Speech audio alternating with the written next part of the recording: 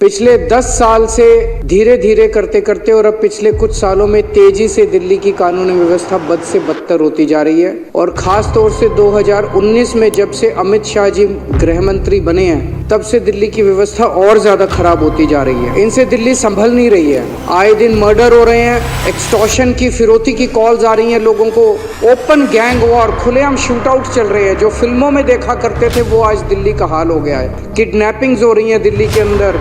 Greater Kailash में 13 सितंबर को 10:30 बजे रात को एक जिम ओनर नादिर शाह, उसको कथित तौर पे लॉरेंस बिश्नोई के एसोसिएट्स ने गोली मार के उसकी सरेआम सड़क के ऊपर हत्या कर दी। 20 सितंबर को ही ग्रेटर कैलाश में एक म्यूजिक कंपोजर था अमन बत्रा, उसको एक लॉरेंस बिश्नोई के ही कथित तौर पे एक एसोसिएट की कॉल आई 5 करोड़ रुपए फिरौती डिमांड करते हुए। 30 सितंबर को वसंत विहार में real estate developer gets a WhatsApp call from a man claiming to be US based gangster and Lawrence Bishnoi associate Goldy Brar, और 2 करोड़ रुपए की फिरौती मांगी जाती है उस रियल एस्टेट डेवलपर से। और ये लॉरेंस बिश्नोई कौन है? अमित शाह जी को बताना पड़ेगा कि लॉरेंस बिश्नोई को क्या भारतीय जनता पार्टी ने खुलेआम संरक्षण दे रखा है।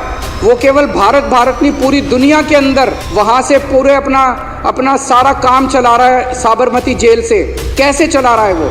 उसको क्या क्या सुविधाएं दी जा रही है साबरमती की जेल के अंदर? दिल्ली के अंदर वो कर रहा है, कनाडा के अंदर कर रहा है, अमेरिका के अंदर कर रहा है, पूरी दुनिया के अंदर वो अपना कारोबार चला रहा है। कैसे चला रहा है वो? नांगलोई में एक दुकान वाले हैं रोशन लाल जी, उन्होंने 8 बजे सवेरे दुकान खोली और 9:15 बजे 2 मोटरसाइकिल पे सवार आए और उनकी दुकान के ऊपर उन्होंने अंधाधुंध गोलियां फायरिंग करनी चालू कर दी। मैं उनसे मिलने के लिए गया परसों, इन्होंने बीजेपी वालों ने मेरे को वहाँ जाने नहीं दिया।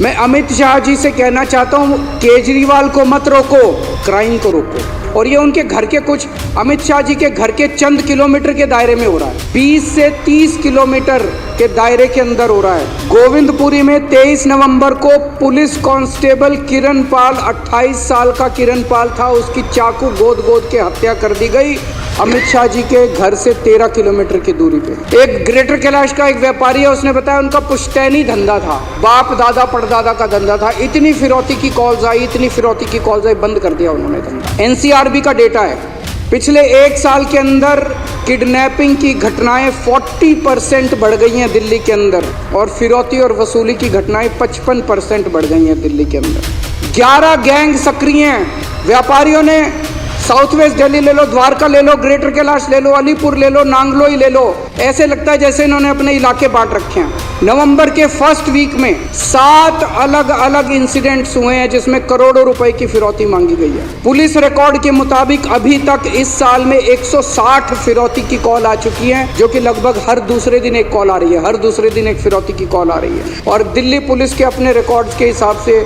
पिछले साल से डबल हो गई है ये घटनाएं। मैं उनसे पूछना चाहता हूँ, अमित शाह जी, आप किस चीज का इंतजार कर रहे हो? कितनी और मौत के बाद आप जागोगे? कितने और व्यापारी दिल्ली छोड़ के जाएंगे जिसके बाद आपकी नींद खुलेगी?